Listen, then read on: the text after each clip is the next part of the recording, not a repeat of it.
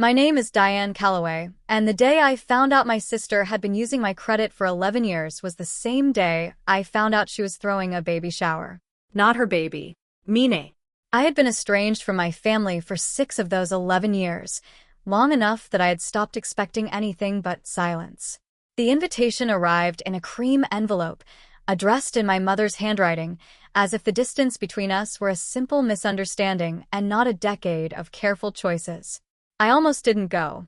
But there is something about a cream envelope in your mother's handwriting that still moves you, even after everything. So I went. And at that shower, between the little cucumber sandwiches and the basket of onesies, a woman I had never met leaned over and asked if I was the sister who had the house in Clearwater. I did not have a house in Clearwater. Welcome back to Calm Drama Stories, where we tell quiet stories about ordinary women, the families who take too much, and the long, slow work of getting it back. If you have ever smiled at a relative and felt the smile costing you something, stay with me. Subscribe. And let's start at the beginning. I grew up in a house where the rule, never spoken but always felt, was that my sister Renata got things and I made sure she got them. Renata was 3 years older, louder, prettier in the way that got noticed, and fragile in the way that everyone in my family agreed required managing. She cried at the right moments. She needed help at the right moments. And I was the one standing nearby, steady and quiet, which in my family meant available. I do not say this to paint her as a monster. She was my sister. I loved her the way you love someone you grew up beside, with your whole self and without thinking about the cost. I was 18 when I got my first credit card, a student card with a $2,000 limit, issued through my university. Renata was 21, newly dropped out of cosmetology school, and she needed to put a deposit on an apartment because her boyfriend at the time had cleaned out their joint account and left for Pensacola. My mother called it a family emergency. My mother always called Renata's life a family emergency. I added Renata as an authorized user. That's what the bank called it. Authorized user. As if the word authorized made it a decision rather than a surrender. The agreement was she would use it for the deposit and pay it back in 2 months. I never saw a payment. I watched the balance sit, then grow, then sit again. But it was only $2,000 and I was 18 and I told myself it was fine. That was the first account. Over the next 11 years, there would be 6 more. I want to be honest about how it happened because it did not happen all at once, and I think that is the part nobody talks about. It happened the way the tide comes in, slowly and without drama, until you look down and realize the ground you were standing on is entirely underwater. The car loan was the second time. Renata needed a vehicle to get to a new job, a real one, of a reception position at a medical clinic that was going to change everything. My credit was good by then. The payment plan was manageable. I co-signed. The job lasted 4 months. I paid the loan for 3 years. The third time was a lease. The fourth was a personal loan I didn't fully understand. The fifth was a store card I didn't know existed until I pulled my credit report for a mortgage application and saw my own name on an account with a balance I had never spent. A store card opened in my name, with my social security number, without my signature. I sat with that report for a long time. I had been responsible my whole adult life. Paid on time, saved carefully, built the kind of credit that lets you buy a house. And sitting underneath that careful life, like rot under a painted floor, were 11 years of Renata. The number was not dramatic. I want to say that. It was not hundreds of thousands of dollars. It was $31,400 and some change, spread across accounts, some authorized and some not, some late and some in collections. It was enough to make a mortgage officer pause. It was enough to change my life. But the number is almost beside the point. The point is what I found when I looked carefully. The credit card I had never opened. The hard inquiry from a bank in Clearwater, Florida, where I had never lived. And the thin file notation at the bottom of my report suggesting that someone had been applying, repeatedly, for new credit in my name, in a city I had never visited, for 6 of the last 11 years. My sister had not borrowed from me. She had become me. I closed my laptop the night I found the report and sat in the dark of my apartment in Columbus for a long time. Then I made myself a cup of tea, because that is what I do when I do not know what to do, and I thought about the cream envelope on my counter. My mother had sent it 2 weeks earlier.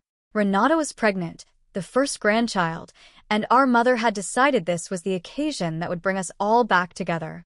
The shower was in Tampa, at our aunt's house, and the note inside said, simply, "Please come, Diane." For the baby. I had been estranged from my family for 6 years by then. The estrangement had not been dramatic either. It had been the same slow tide.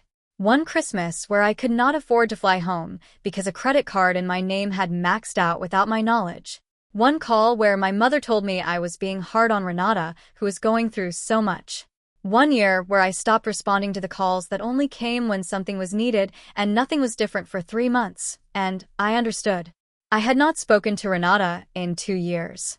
I had not told anyone what I suspected about the accounts because I did not have proof, only a credit report and a cold feeling, and I had spent my whole life being told that cold feelings about Renata were selfishness dressed up in logic.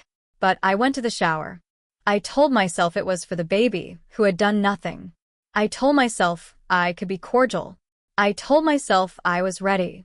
The aunt's house was full of women I half recognized, cousins and church friends and neighbors, and Renata in the center of it, round and glowing and working the room the way she always had. She hugged me at the door and held on a moment longer than necessary and said, in my ear, soft and warm, "I'm so glad you came." And I almost forgot, in that moment, everything I knew. That is the thing about people who take from you slowly. They are very good at making you feel at the exact right moment, as if you are the lucky one. I found a seat near the food table, next to a woman named Paula, who turned out to be the wife of Renata's current boyfriend, which was a sentence I did not fully process at the time. Paula was pleasant and talked about the drive from Clearwater and asked if I was the sister in Columbus. "I heard about you," she said. "Renata always talks about how stable you are. She says you have great credit." She said it admiringly, the way people say things that are meant as compliments and land as something else entirely.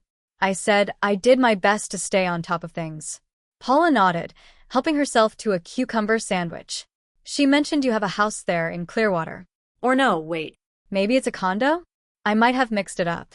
"I do not own property in Clearwater." "I have never owned property in Clearwater." I did not say this to Paula. I smiled and excused myself and walked outside to the driveway and stood in the Florida humidity and breathed. A house. Or a condo. Property in a city where someone had been running a hard inquiry search on my social security number for 6 years. I had come to Tampa looking for a reason to hope. I had found a reason to finally stop looking away. I drove back to Columbus the next morning without saying goodbye to Renata. My mother called twice on the road. I let it go to voicemail. I want to pause here and tell you something I have learned in the years since, because I hear versions of this story from people in my life, and they always say the same thing. Why didn't you just ask her? Why didn't you confront her right there? Because the confrontation is not the hard part. The hard part is having something to say that she cannot smile away. Renata had a gift, the same one my mother had, the same one a certain kind of charismatic person develops when they grow up in a house where they learn early that feelings can be managed if you manage the room. She could make you feel, in the middle of an accusation, that you were the problem. She had done it my whole life, and she had done it to more people than me. I did not want to confront her. I wanted to document her. Back in Columbus, I pulled my full credit report from all 3 bureaus and went through it the way I now go through everything, line by line, in order with a highlighter and a notepad. The authorized accounts, the ones I had knowingly co-signed or added her to, I marked in yellow. The ones I had no memory of, no record of, no signature on, I marked in red. There were 4 red accounts. The store card I had found earlier. A personal line of credit from a bank in Florida. A second credit card with a 2-year-old balance. And the inquiry from a mortgage lender in Clearwater that had not yet resulted in an account, which meant either it had been denied or it was still pending. A mortgage. She had tried to take out a mortgage in my name. I sat with that for a long time. Then I did what I should have done years earlier and called the FTC hotline and reported it. Identity theft. My own sister. Those words felt wrong in my mouth the first time I said them. They felt exact by the third. The FTC process is not fast, and it is not dramatic. It is paperwork, the most important kind. A report number. A recovery plan. Dispute letters to the 3 bureaus, certified, with copies of everything. Fraud affidavits to each of the 4 red accounts. A police report filed with the Columbus Department for the record, even though I knew they would not investigate across state lines. I did it properly, one step at a time, because I had learned something in 30 years of being the responsible one in a family full of crises. The person who does things properly usually wins.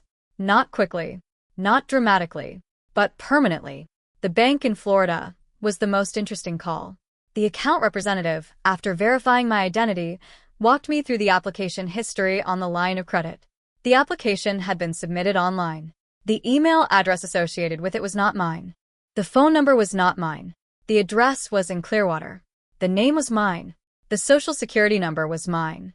The signature, which they had on file as a digital acknowledgement, had been completed from an IP address in the Tampa metro area. Renata had been pregnant in Tampa for the last 6 months. I thanked the representative, noted the case number, and hung up. Then I went back to the notepad and wrote down a date. Because a date is the thing that turns a feeling into a case. And I was done having feelings about this. I was building a case. My mother called on a Tuesday evening, the week after I filed the FTC report. I answered this time. She opened, as she always did, by asking how I was, and then, before I could answer, moving to the real subject. Renata was upset. I had left the shower without saying goodbye. Renata was 7 months pregnant, and she was stressed, and she did not need this from me right now. I listened to all of it. I had learned, over 30 years, to let my mother's concern for Renata travel its full distance before I said anything. When she was finished, I said, as evenly as I could, "Mom, I need to tell you something. And I need you to listen before you respond." I told her about the accounts. All of them, yellow and red. I told her about the Clearwater inquiry. I told her about the FTC report and the fraud affidavits. I told her the number, 31,400 and change. There was a silence on the line that lasted long enough that I checked to see if the call had dropped. Then my mother said, "Diane, she is pregnant." I want to give you that sentence exactly as she said it because I have thought about it a great deal since. Not, "Is this true?" Not, "What do you need?" Not, "I did not know." Just, "She is pregnant." As if the pregnancy were an answer to what I had said. As if the condition of Renata's body explained or excused or simply superseded the facts I had just laid out. I said, "I know she's pregnant, Mom." I was at the shower. My mother said that I was always so hard on Renata, that Renata had a difficult life, that I had always had things easier, that I should think about what it would do to the baby for the family to be fighting right now. And I felt the old pull. The one that had cost me 11 years. The pull to be reasonable, to absorb it, to decide that my documented losses were a family problem that I should manage quietly rather than a crime that had been committed against me. I did not follow the pull. I said, "Mom, I love you, but what Renata did is a crime. I have filed a report. I am not asking your permission. I am telling you, so you are not surprised later." And then I said something I had needed to say for 30 years, quietly, without anger, the way you say a true thing. I've spent my whole life making it easier for everyone in this family to take from me. I'm done doing that. Whatever happens next, I want you to know it is not because I stopped loving you. It's because I finally started taking care of myself. My mother cried. I held the phone and listened and did not apologize. That was the hardest part, not the paperwork, not the police report, not the calls with the credit bureaus. The hardest part was hearing my mother cry and knowing it was not my job to fix it. Renata called 3 days later. I had been expecting it. Her voice, when she spoke, was the voice she used when she wanted something. Soft. A little hurt. Full of a warmth that felt, if you had grown up with it, like the sun before a storm. She said she had heard I was upset about some credit stuff. She said she had meant to talk to me about some of that. She said things had been so hard, and she had just needed help and she had not known how to ask and she was so sorry. She was good.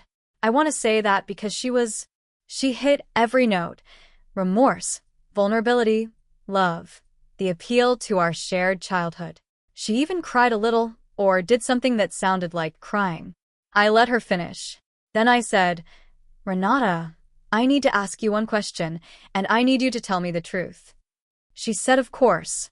I said, "Did you apply for a line of credit at First Southern Bank in Florida using my social security number?" There was a pause. And in that pause I could feel her recalibrating, the way she always had, looking for the version of the story that worked. She said, "I may have used your information to help with some paperwork. It was just dash." I said, "Thank you. That's what I needed to know." She started to say something else. I said, gently, "Renata, I've already filed the reports. I'm not calling to fight. I'm calling because I wanted to hear you say it." She pivoted, then to the baby. How could I do this to her baby? How could I put her through this while she was pregnant? How could I be so cold, so calculating, so unlike the sister she had grown up with? And I thought about a thing my therapist had said to me once, years before, when I first described my family. Some people mistake your patience for permission. They're always shocked when the patience ends. I told Renata I loved her. I told her I hoped her baby was healthy. I told her that what she had done was going to have consequences, and that I had not created those consequences. I had simply stopped absorbing them on her behalf. Then I said goodbye. She called back 4 times that afternoon. I did not answer. If you are watching this and you recognize something in Renata, something you have seen in someone you love, I am not here to tell you what to do. But I will tell you what I learned. Loving someone and protecting yourself from them are not the same thing, and they were never mutually exclusive. I loved Renata for 11 years while she took from me. I could love her still without letting her keep my name. What came next was not a courtroom scene. I want to be honest about that because real life is usually quieter than the version we hope for. Renata was not arrested. There are practical reasons for that which anyone who has ever dealt with family fraud will tell you. The police did take my report. The accounts were documented. The fraud affidavits were filed. But prosecuting a family member for identity theft is long and expensive and often inconclusive, and Renata had a new baby, and my mother would have gone to her grave blaming me for the prison sentence. I made a decision that some people will judge me for. I did not push for a criminal prosecution. I pushed for something quieter and, to me, more important. I cleaned my credit. Entirely. The 4 fraudulent accounts were disputed off my reports within 6 months. The authorized accounts, the ones I had knowingly co-signed over the years, I dealt with separately. Where there was a balance I had paid but she had racked up, I closed the account and sent her a written demand for reimbursement. I did not expect to see that money. I wanted the written record that I had asked. And the Clearwater inquiry, the mortgage application that had never closed, turned out to be in a sort of legal limbo. The lender had flagged it as potentially fraudulent before funding it because something in Renata's documentation had not matched. She had tried to buy property in my name and been turned down. I have sat with that several times. My sister tried to buy a house in my name. The lender cooperated fully once I filed the FDC affidavit, and the inquiry was removed from my report, and the application was formally marked fraudulent in their system. By the end of the year, my credit report was clean. Cleaner, in fact, than it had been since I was 19 because all the ghost accounts were gone, and what remained was mine. 9 years of on-time payments, 2 credit cards I actually used, and a car note with 18 months left. 6 months after that, I was approved for a mortgage. Not in Clearwater. In Columbus, in a neighborhood I had been watching for 2 years, with a yard and a kitchen that gets afternoon light, and a guest room I may never use, but that is mine. I signed the papers on a Thursday afternoon and drove home and sat in the empty living room of my new house on the floor and cried for about 20 minutes. Not from sadness. From the specific relief of something ending that you had carried for so long you had forgotten it was weight. Here is the part that surprised me most, and I think it is the part that will surprise you too. My aunt, the one who had thrown the shower, called me after it became clear that I had filed reports and was not backing down. She was not calling to fight. She was calling because she had her own story. Not with Renata. With her own daughter. A set of circumstances different in detail but identical in shape. Accounts opened, names used, years of patience stretched past the point it should have been asked to carry. She had never told anyone. She had felt too ashamed, or too protective, or too certain that saying it out loud would shatter the family she had worked her whole life to hold together. We talked for 2 hours. She cried. I cried. At one point she said, I always thought if I just gave her what she needed, she'd stop needing it. I recognized that sentence all the way down. Over the next year, I heard from 2 cousins separately who had their own versions of a story. One with a brother. One with a parent. The family of origin, it turns out, can be the longest-running financial arrangement you never agreed to, and the people caught inside it rarely talk to each other, because they each believe they are the only one. I am not the only one. You are not the only one. That is the reason I am telling this story, not because I want to be the villain in Renata's version, not because I want sympathy, but because I spent 11 years thinking I was alone in this, and I was not. And if there is one person watching this who is alone in it right now, I want you to know, the paperwork exists to help you, and the first step is pulling the report. Renata's baby was born in the fall. A girl. My mother sent photos. I have seen the baby once. Through my mother's phone on a video call, small and asleep and entirely innocent of every dollar that circulated around her arrival. Renata, and I do not speak. I do not know if we ever will again. I have sat with that and made my peace with the uncertainty. Some doors close slowly, the way the tide comes in. This one closed slowly, and then it was closed. My mother and I are in a careful place. We talk on Sundays. She does not bring up the credit unless I do. I do not bring it up. We talk about her garden and the news and my house, which she has not yet visited, but which she has said she wants to see someday. I believe she means it. I believe she also does not know how to cross the distance between the version of me she needed me to be and the version of me I actually am. I hope she figures it out. I am not waiting. The house in Columbus has a yard now. Perennials I planted in the spring because I have learned that the best revenge against a decade of instability is a thing that keeps coming back every year without asking. I got a promotion at the firm where I work. I have a retirement account. I have a good chair by the window in the living room where I drink my coffee in the morning and watch the light come up over the neighbor's oak tree. I did not come from money. I came from a family that spent mine. And I built something anyway, slowly on paper, the way things that last get built. That is the thing nobody tells you about being the responsible one. It is a skill. A real one. And when you finally stop using it to subsidize other people's chaos and start using it for your own life, the results are genuinely, quietly remarkable. That's my story. 1 authorized user added at 18, 6 more accounts over 11 years, 1 cream envelope, and 1 woman at a shower asking about a house I had never owned.